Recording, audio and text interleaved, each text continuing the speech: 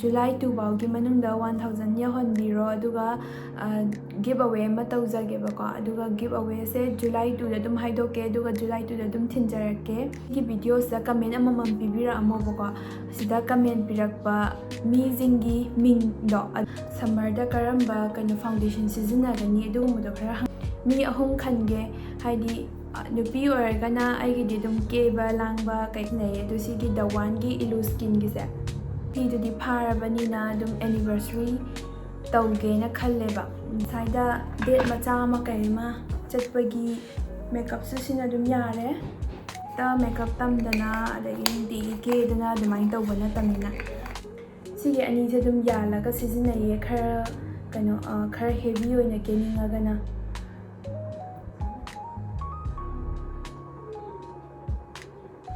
ꯑꯗꯨꯒ ꯑꯩꯈꯣꯏꯅ ꯑꯥꯏꯂꯥꯏꯅꯔ ꯁꯪꯕ ꯀꯥꯟꯗꯀꯣ ꯍꯥꯏꯗꯤ ꯁꯤꯗꯅ ꯁꯪꯈ꯭ꯔꯒ ꯁꯤꯒꯤ ꯃꯤꯠ ꯃꯅꯨꯡꯒꯤ ꯑꯗꯣ ꯑꯩꯒꯤ ꯑꯥꯏꯁꯦꯗꯣ ꯄꯦꯂꯦꯠꯁꯦ ꯁꯤꯁꯦ ꯇꯧꯔꯛꯀꯦ ꯑꯞ ꯇꯥꯎꯟ ꯒꯔꯜꯁ ꯍꯥꯏꯕꯀꯣ ꯍꯦꯜꯂꯣ ꯑꯦꯚ꯭ꯔꯤꯋꯥꯟ ꯉꯁꯤꯁꯦ ꯃꯦꯀꯞꯀꯤ ꯚꯤꯗꯤꯑꯣ ꯅꯝꯃꯛꯀꯦꯕꯀꯣ ꯑꯩꯗꯣ ꯃꯦꯀꯞ ꯇꯝꯕꯁꯨ ꯅꯠꯇꯦ ꯀꯩꯝ ꯇꯝꯗꯦꯕꯀꯣ ꯑꯗꯣ ꯍꯥꯏꯗꯤ ꯗꯦꯂꯤ ꯋꯦꯌꯔ ꯃꯦꯀꯞꯇꯣ ꯑꯗꯨꯗꯣ ꯑꯩꯅ ꯀꯃꯥꯏ ꯀꯦ ꯍꯥꯏꯗꯤ ꯅꯨꯡꯇꯤꯒꯤ ꯆꯠꯊꯣꯛꯄꯗ ꯀꯦꯕ ꯌꯥꯕ ꯃꯑꯣꯡꯗꯣ ꯑꯗꯨꯃꯥꯏꯅ ꯑꯗꯨꯝ ꯀꯦꯔꯛꯀꯦ ꯑꯗꯨ ꯃꯌꯥꯝ ꯌꯦꯡꯃꯤꯟꯅꯔꯁꯦ ꯇꯣꯅꯔ ꯍꯥꯟꯅ ꯇꯧꯁꯜꯂꯒꯦ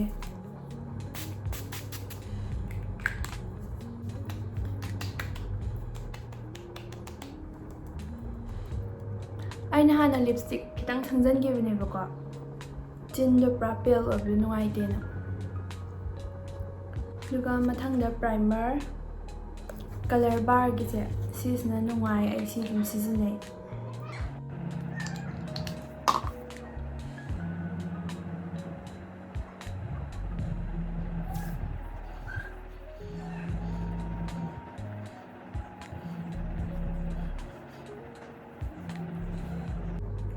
ꯄ꯭ꯔꯥꯏꯃꯔ ꯂꯣꯏꯔꯦ ꯑꯗꯨꯒ ꯃꯃꯥꯡꯒꯤ ꯃꯣꯔꯅꯤꯡ ꯁ꯭ꯀꯤꯟ ꯀꯦꯌꯔꯒꯤ ꯚꯤꯗꯤꯑꯣꯗ ꯀꯃꯦꯟ ꯇꯧꯕꯤꯔꯛꯑꯦꯕꯀꯣ ꯍꯥꯏꯗꯤ ꯃꯦꯀꯞꯀꯤ ꯚꯤꯗꯤꯑꯣ ꯅꯝꯕꯤꯔꯛꯑꯣ ꯑꯗꯨꯒ ꯁꯝꯃꯔꯗ ꯀꯔꯝꯕ ꯐꯥꯎꯟꯗꯦꯁꯟ ꯁꯤꯖꯤꯟꯅꯒꯅꯤ ꯑꯗꯨꯒꯨꯝꯕꯗꯣ ꯈꯔ ꯍꯪꯕꯤꯔꯛꯑꯦꯕ ꯑꯗꯣ ꯑꯩꯒꯤ ꯑꯣꯏꯅꯗꯤ ꯍꯥꯏꯗꯤ ꯁꯝꯃꯔ ꯋꯤꯟꯇꯔꯒꯤ ꯐꯥꯎꯟꯗꯦꯁꯟ ꯈꯥꯏꯗꯦꯕꯀꯣ ꯑꯗꯨꯝ ꯑꯃꯅ ꯑꯗꯨꯝ ꯁꯤꯖꯤꯟꯅꯩ ꯑꯗꯣ ꯁꯤꯒꯤ ꯗ ꯋꯥꯟꯒꯤ ꯏꯂꯨ ꯁ꯭ꯀꯤꯟꯒꯤꯁꯦ ꯁꯤꯁꯦ ꯑꯣꯏꯅ ꯑꯗꯨꯝ ꯁꯤꯖꯤꯟꯅꯩ ꯑꯩꯗꯣ ꯑꯗꯨꯒ ꯃꯔꯛꯇ ꯁꯤꯒꯤ ꯈꯔ ꯍꯦꯚꯤ ꯀꯦꯅꯤꯡꯉꯀꯥꯟꯗ ꯑꯅꯤꯁꯦ ꯑꯗꯨꯝ ꯌꯥꯜꯂ ꯁꯤꯖꯤꯟꯅꯩ ꯃꯦꯠꯀꯤ ꯃꯦꯕꯤꯂꯤꯟ ꯐꯤꯠ ꯃꯤꯒꯤ ꯁꯤꯒꯤ ꯃꯦꯠꯁꯦ ꯁꯤꯁꯦ ꯑꯣꯏꯅ ꯑꯗꯨꯝ ꯁꯤꯖꯤꯟꯅꯩꯕ ꯑꯗꯨꯅ ꯁꯤꯒꯤ ꯑꯅꯤꯁꯦ ꯑꯗꯨꯝ ꯌꯥꯜꯂꯒ ꯁꯤꯖꯤꯟꯅꯩꯌꯦ ꯈꯔ ꯍꯦꯚꯤ ꯑꯣꯏꯅ ꯀꯦꯅꯤꯡꯉꯒꯅ ꯑꯗꯨꯒ ꯈꯔ ꯂꯥꯏꯠ ꯑꯣꯏꯅ ꯀꯦꯅꯤꯡꯉꯒꯅ ꯁꯤꯒꯤ ꯗ ꯋꯥꯟꯒꯤ ꯏꯂꯨ ꯁ꯭ꯀꯤꯟꯁꯦ ꯁꯤ ꯁꯨꯝ ꯁꯤꯖꯤꯟꯅꯩ ꯑꯗꯨꯝ ꯑꯅꯤꯃꯛ ꯅꯨꯡꯉꯥꯏꯕꯅꯦ ꯃꯤꯔꯔ ꯁꯤꯖꯤꯟꯅꯒꯦꯀꯣ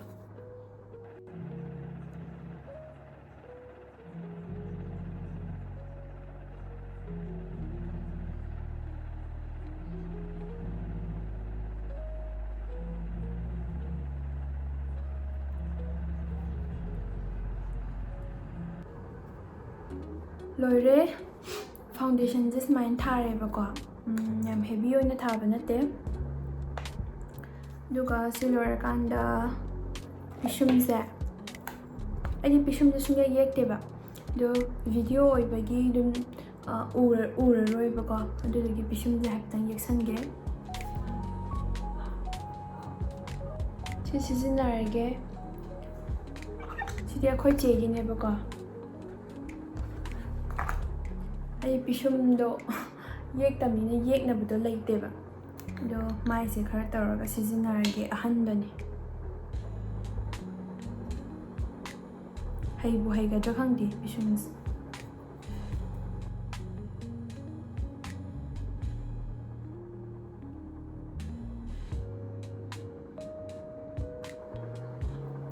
ꯅꯥꯃꯁꯦ ꯂꯣꯏꯁꯜꯂꯒꯦ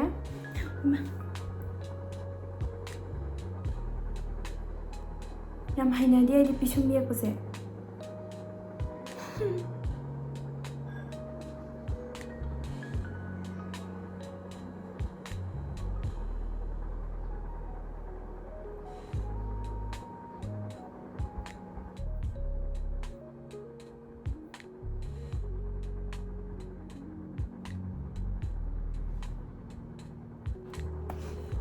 ꯄꯤꯁꯨꯝ ꯂꯣꯏꯔꯦ ꯑꯗꯨꯒ ꯀꯟꯁꯤꯂꯔꯁꯦ ꯑꯩ ꯁꯤꯁꯦ ꯑꯣꯏꯅ ꯁꯤꯖꯤꯟꯅꯩꯕꯀꯣ ꯃꯦꯕꯦꯂꯤꯟꯒꯤ ꯀꯟꯁꯤꯂꯔꯁꯦ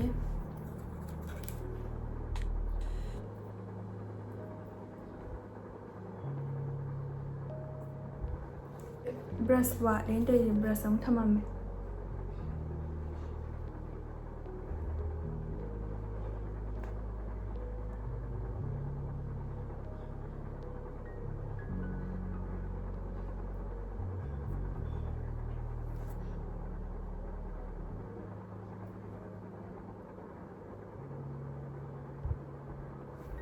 ꯀꯟꯁꯤꯂꯔ ꯂꯣꯏꯔꯦ ꯑꯗꯣ ꯑꯩꯒꯤ ꯑꯥꯏꯁꯦꯗꯣ ꯄꯦꯂꯦꯠꯁꯦ ꯁꯤꯁꯦ ꯇꯧꯔꯛꯀꯦ ꯑꯞ ꯇꯥꯎꯟ ꯒꯔꯜꯁ ꯍꯥꯏꯕꯀꯣ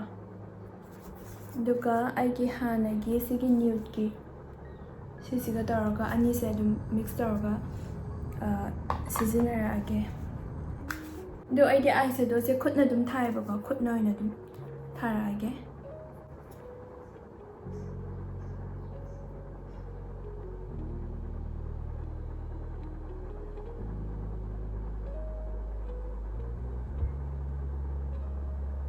ꯕꯦꯁ ꯑꯣꯏꯅ ꯈꯤꯇꯪ ꯂꯥꯏꯠ ꯑꯣꯏꯕ ꯑꯃꯅ ꯍꯥꯟꯅ ꯊꯥꯔꯒꯦ ꯑꯗꯨꯒ ꯃꯊꯛꯇ ꯑꯃꯨꯛꯀ ꯊꯥꯒꯦꯕꯀꯣ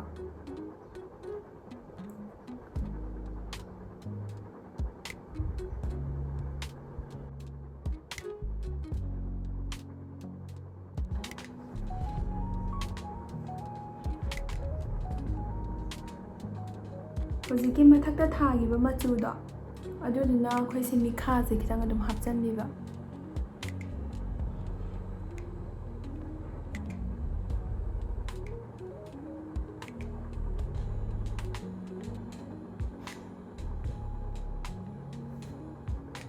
ꯂꯣꯏꯔꯦ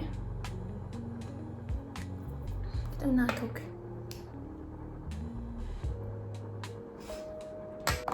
ꯈꯤꯇꯪ ꯗꯥꯔꯛ ꯑꯣꯏꯕ ꯑꯃ ꯍꯥꯞꯆꯤꯟꯒꯦ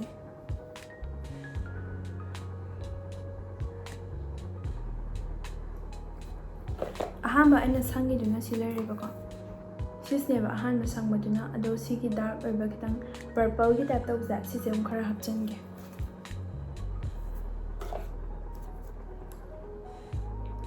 ꯌꯥꯝ ꯍꯥꯞꯇꯕ ꯅꯠꯇꯦ ꯑꯗꯨꯝ ꯁꯣꯝꯒꯤ ꯃꯇꯥꯏ ꯃꯇꯥꯏꯁꯦ ꯈꯤꯇꯪ ꯍꯥꯞꯀꯦꯕꯀꯣ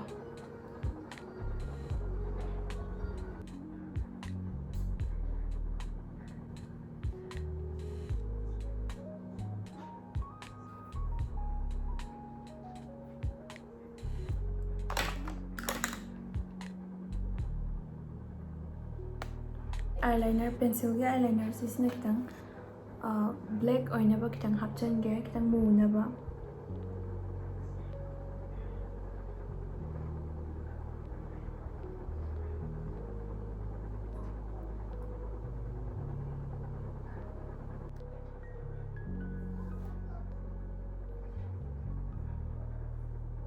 ꯁꯨꯃꯥꯏꯅ ꯈꯤꯇꯪ ꯍꯥꯞꯆꯜꯂꯦ ꯑꯗꯨꯒ ꯁꯤꯒꯤ ꯑꯩꯈꯣꯏꯒꯤ ꯑꯥꯏ ꯕꯦꯒꯁꯦ ꯁꯤ ꯈꯤꯇꯪꯈꯛ ꯍꯥꯏꯗꯤ ꯇꯣꯡꯅ ꯎꯕꯗꯣ ꯑꯗꯨꯃꯥꯏꯅ ꯇꯧꯅꯕ ꯃꯈꯥꯁꯤꯁꯨ ꯁꯨꯃꯥꯏꯅ ꯈꯔ ꯇꯧꯁꯟꯒꯦ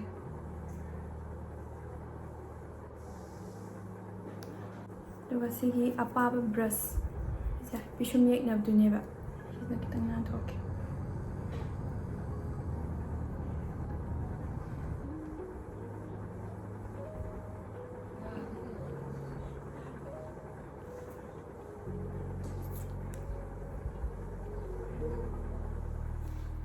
ꯆꯨꯝꯃꯤꯔ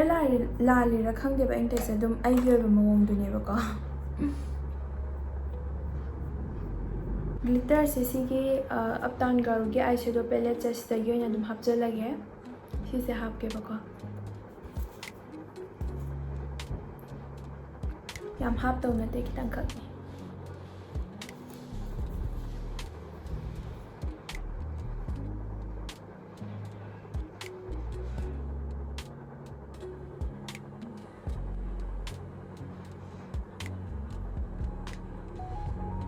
ꯁꯨꯃꯥꯏꯅ ꯈꯤꯇꯪ ꯍꯥꯞꯆꯜꯂꯦ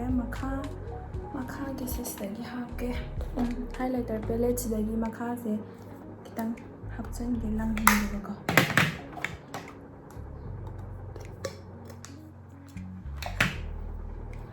ꯉꯁꯥꯏꯒꯤ ꯃꯈꯥꯗꯁꯦ ꯌꯦꯛꯈꯤꯕꯗꯣ ꯑꯗꯨꯒꯤ ꯃꯊꯛꯁꯤꯅ ꯑꯃꯨꯛ ꯈꯤꯇꯪ ꯂꯪꯍꯟꯗꯣꯏꯅꯤ.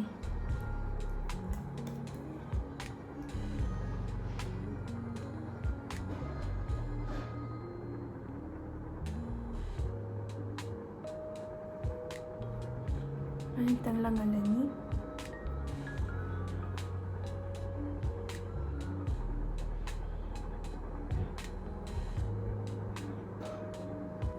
eyeliner kaya tawsillakkhige.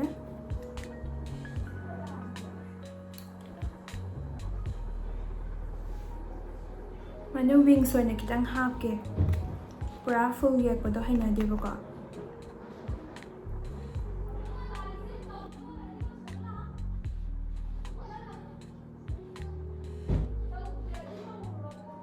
Duga mid makhase.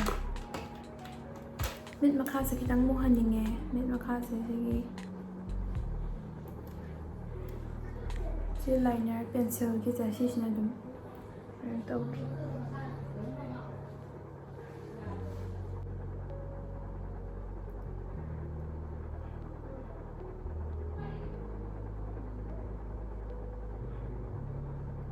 Duga khoina eyeliner sangba kanda ko hani sidana sangraga sigi mid manungi kama hani mid manungi makhado adudo ngawraga lebdo phajadamneba aduduna dum sigi pencil gi eyeliner se sigumba tawraga dum hapjanbiyo. Ado si panadi hani toina kasu sizinadeba ko chappaga se lehobdo pamuidena pada.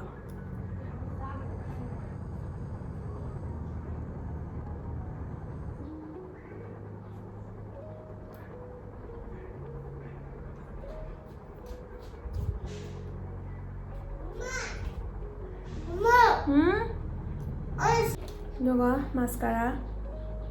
si Mars ki se sizinai.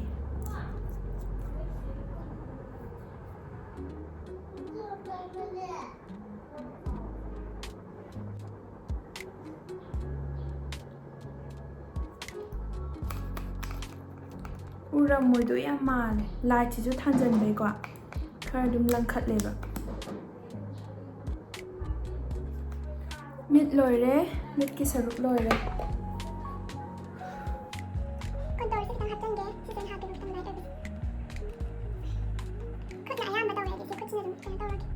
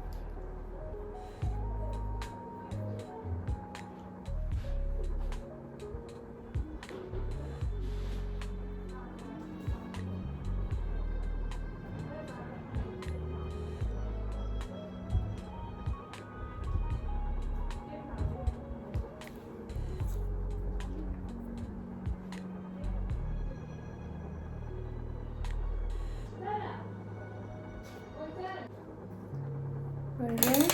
yam hap de kitang katang contour loire duga blush sigi se sigadang adum sizinai.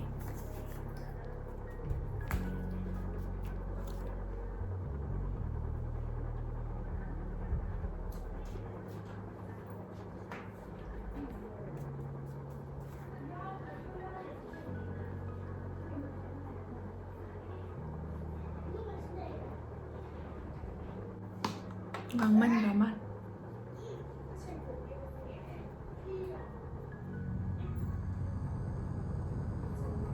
Loire blush tawba.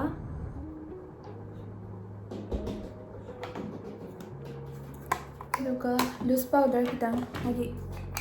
masai tawi jingse set tawnaba ko.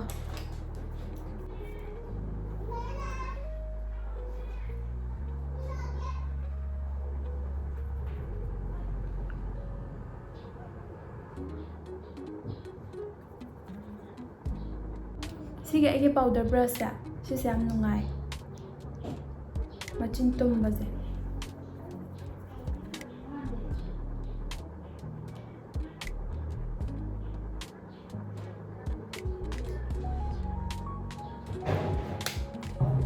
ꯑꯩꯒꯤ ꯃꯄꯣꯠ ꯃꯆꯩꯁꯦ ꯀꯩꯁꯨ ꯁꯨꯗꯦꯕꯀꯣ ꯍꯥꯏꯕꯗꯤ ꯍꯦꯛꯇ makeup ꯇꯝꯗꯅ ꯑꯗꯒꯤ ꯅꯨꯡꯇꯤꯒꯤ ꯀꯦꯗꯅ ꯑꯗꯨꯃꯥꯏꯅ ꯇꯧꯕ ꯅꯠꯇꯕꯅꯤꯅ ꯑꯗꯨꯝ ꯆꯪꯗ ꯌꯥꯗꯕ ꯈꯔ ꯄꯣꯠ ꯈꯔꯗꯨꯅꯦꯕ ꯑꯗꯨꯝ ꯂꯩꯔꯤꯁꯦ ꯑꯗꯨꯅ ꯂꯣꯏꯅ ꯁꯨꯕꯗꯤ ꯑꯣꯏꯗꯦ ꯑꯗꯨꯒ ꯁꯤ ꯂꯣꯏꯔꯀꯥꯟꯗ ꯑꯩꯒꯤ हाइलाइटरꯒꯤ ꯕ꯭ꯔꯁꯇꯣ ꯃꯥꯡꯈ꯭ꯔꯦꯕꯀꯣ ꯑꯗꯨꯗꯨꯅ ꯁꯤꯅ ꯁꯨꯝ ꯍꯥꯞꯆꯜꯂꯛꯀꯦ ꯈꯤꯇꯪꯈꯛ ꯁꯤꯒꯤ ꯁꯦꯠꯁꯦ ꯄꯤꯡꯀꯤꯁ ꯑꯣꯏꯕꯁꯦ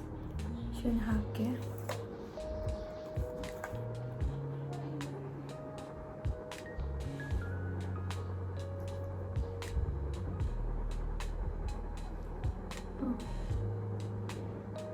ꯁꯣꯝꯅ ꯍꯥꯞꯇ꯭ꯔꯤꯕꯀꯣ ꯁꯣꯝꯅ ꯍꯥꯞꯄꯕ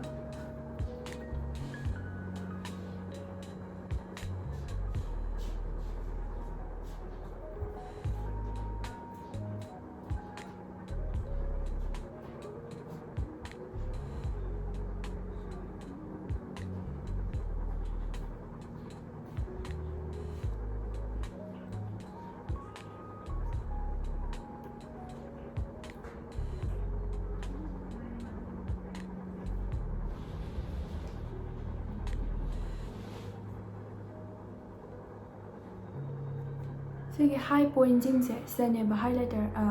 ꯁꯤꯖꯤꯟꯅꯗꯣꯏꯁꯦ ꯌꯥꯝ ꯍꯩꯕꯒ ꯃꯥꯟꯗ꯭ꯔꯣ ꯑꯩ ꯉꯥꯡꯉꯤ ꯃꯌꯥꯝꯁꯦ ꯍꯩꯗꯤꯀꯣ ꯑꯝꯇ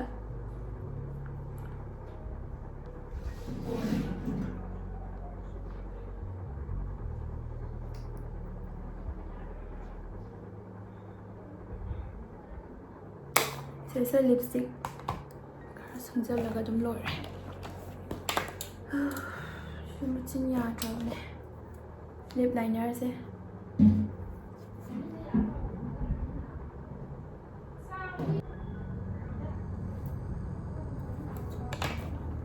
ꯑꯗꯨꯒ ꯂꯤꯞꯁꯇꯤꯛꯁꯤꯅ ꯁꯨꯄꯔ ꯒ꯭ꯂꯣꯁꯤ ꯑꯩꯒꯤ ꯔꯦꯗꯁꯦ ꯀꯂꯔꯁꯦ ꯍꯥꯞꯀꯦ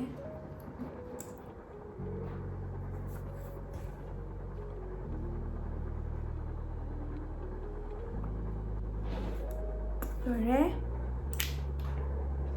ꯁꯤꯅꯤꯀꯣ ꯑꯗꯨꯝ ꯑꯁꯥꯏꯗ ꯗꯦꯠ ꯃꯆꯥ ꯑꯃ ꯀꯩ ꯑꯃ ꯆꯠꯄꯒꯤ ꯃꯦꯀꯞꯁꯨ ꯁꯤꯅ ꯑꯗꯨꯝ ꯌꯥꯔꯦ ꯁꯤꯅꯦ ꯁꯨꯃꯥꯏꯅ ꯑꯗꯨꯝ ꯂꯣꯏꯔꯦ ꯃꯦꯀꯞ ꯁꯝꯁꯦ ꯀꯣꯜꯂꯦ ꯇꯧꯋꯦ ꯑꯗꯨꯒꯀꯣ ꯃꯌꯥꯝ ꯍꯥꯏꯗꯤ ꯑꯩ ꯃꯇꯥꯡ ꯆꯥꯔꯤꯉꯩꯗ ꯍꯥꯏꯍꯧꯔꯒꯦ ꯑꯩꯅ ꯌꯨꯇ꯭ꯌꯨꯕ ꯇꯧꯔꯛꯏꯁꯦ ꯖꯨꯂꯥꯏ 2ꯗꯒꯤꯅꯦꯕꯀꯣ ꯍꯥꯏꯗꯤ 2024ꯒꯤ ꯖꯨꯂꯥꯏ 2ꯗꯒꯤꯅꯦ ꯑꯗꯣ ꯑꯩꯒꯤꯁꯦ ꯆꯍꯤ ꯑꯃ ꯐꯥꯗꯣꯔꯦꯕ ꯆꯍꯤ ꯑꯃ ꯐꯥꯗꯣꯔꯦ ꯁꯤ ꯃꯔꯛꯁꯤꯗ ꯍꯥꯏꯗꯤ ꯚꯤꯗꯤꯑꯣꯁꯦ ꯍꯦꯛꯇ ꯇꯣꯏꯅ ꯑꯗꯒꯤꯗꯤ ꯑꯗꯨꯃꯥꯏꯅ ꯊꯥꯒꯠꯄ ꯀꯩꯁꯨ ꯉꯝꯈꯤꯗꯦꯕꯀꯣ ꯑꯗꯣ ꯑꯩꯗꯣ ꯆꯍꯤꯗꯨꯗꯤ ꯐꯥꯔꯕꯅꯤ나 ꯑꯗꯨꯝ ꯑꯦꯅꯤꯚꯔꯁꯔꯤ ꯇꯧꯒꯦꯅ ꯈꯜꯂꯦꯕ ꯑꯗꯨꯝ गिveAway ꯃꯆꯥ ꯑꯃ ꯇꯧꯒꯦꯅ ꯈꯜꯂꯤ ꯁꯤꯁꯤꯗ ꯑꯩꯁꯦ ꯍꯧꯖꯤꯛ 800ꯀ ꯁꯝꯊꯤꯡ ꯂꯩꯕꯅꯦꯕꯀꯣ ꯁꯕꯁꯀ꯭ꯔꯥꯏꯕꯔꯁꯦ ꯑꯗꯨꯗꯣ 1000 ꯌꯧꯍꯟꯕꯤꯔꯣ 1000 ꯖꯨꯂꯥꯏ 2 ꯐꯥꯎꯒꯤ ꯃꯅꯨꯡꯗ 1000 ꯌꯧꯍꯟꯕꯤꯔꯣ ꯑꯗꯨꯒ GiveAway ꯑꯃ ꯇꯧꯖꯒꯦꯕꯀꯣ ꯑꯗꯨꯒ GiveAwayꯁꯦ ꯖꯨꯂꯥꯏ 2ꯗ ꯑꯗꯨꯝ ꯍꯥꯏꯗꯣꯛꯀꯦ ꯑꯗꯨꯒ ꯖꯨꯂꯥꯏ 2ꯗ ꯑꯗꯨꯝ ꯊꯤꯟꯖꯔꯛꯀꯦ ꯃꯤ 3 ꯈꯟꯒꯦ ꯍꯥꯏꯗꯤ ꯅꯨꯄꯤ ꯑꯣꯏꯔꯒꯅ ꯑꯩꯒꯤꯗꯤ ꯑꯗꯨꯝ ꯀꯦꯕ ꯂꯥꯡꯕ ꯀꯩ ꯁꯤꯒꯨꯝꯕꯁꯦ ꯑꯗꯨꯝ ꯈꯔ ꯄꯥꯝꯕꯅꯤꯅ ꯃꯦꯀꯞꯀꯤ ꯄ꯭ꯔꯗꯛ ꯑꯗꯒꯤꯗꯤ ꯅꯨꯄꯤꯅ ꯁꯤꯖꯤꯟꯅꯅꯕ ꯑꯦꯁꯦꯁꯔꯤꯁ ꯑꯗꯨꯒꯨꯝꯕ ꯃꯌꯥꯝꯗꯣ ꯈꯔ ꯑꯗꯨꯝ ꯍꯦꯝꯄꯔ ꯑꯣꯏꯅ ꯁꯦꯝꯃꯒ ꯑꯗꯨꯝ GiveAwayꯗꯣ ꯇꯧꯒꯦ ꯇꯧꯕꯅꯦ ꯑꯗꯨꯒ ꯅꯨꯄꯥ ꯑꯣꯏꯔꯒꯅ ꯅꯨꯄꯥꯒꯤ ꯄꯤꯕ ꯌꯥꯕ ꯍꯦꯝꯄꯔ ꯑꯣꯏꯅ ꯁꯦꯝꯃꯒ ꯄꯤꯕ ꯌꯥꯕ ꯑꯗꯨꯃꯥꯏꯅ ꯑꯗꯨꯝ ꯃꯆꯥ खरा अदुम येंगे तौबने अदु मैम सब्सक्राइब तौदबा लेरसु तौसनबिरमो अदुगा सिगी वीडियोसदा को हाइदि गिव अवे यावगे न खनबा अदगिदि आइगे सब्सक्राइबर सिंग अदगिदि नौना सब्सक्राइब तौरकदोरिबा मयाम पुमनमक अदुम हाइजरमगे हाइदि सिगी वीडियोसदा कमेंट अममम पिबिरअमोबको सिदा कमेंट पिरकपा मीजिंगी मिंगदो अदुदो होइना कनो तौरमगे हाइदि लॉटरी दुदा यावनबा अदुमाइना मिंगदो होइना खनजगेबको अतोपा कई हाइदोनो खंगद्रे अदुम मयाम सब्सक्राइब तौदबा लेरसु तौसनबिरमो लाइक तौबिरमो शेयर तौबिरमो अदुगा सुंसोय सोयना कमेंट अममम अदुम पिसनबिरमो ꯑꯗꯨꯗꯤ ꯃꯌꯥꯝ ꯚꯤꯗꯤꯑꯣꯁꯦ ꯃꯇꯥꯡꯁꯦ ꯂꯣꯏꯁꯤꯟꯖꯔꯒꯦ ꯕꯥꯏ ꯕꯥꯏ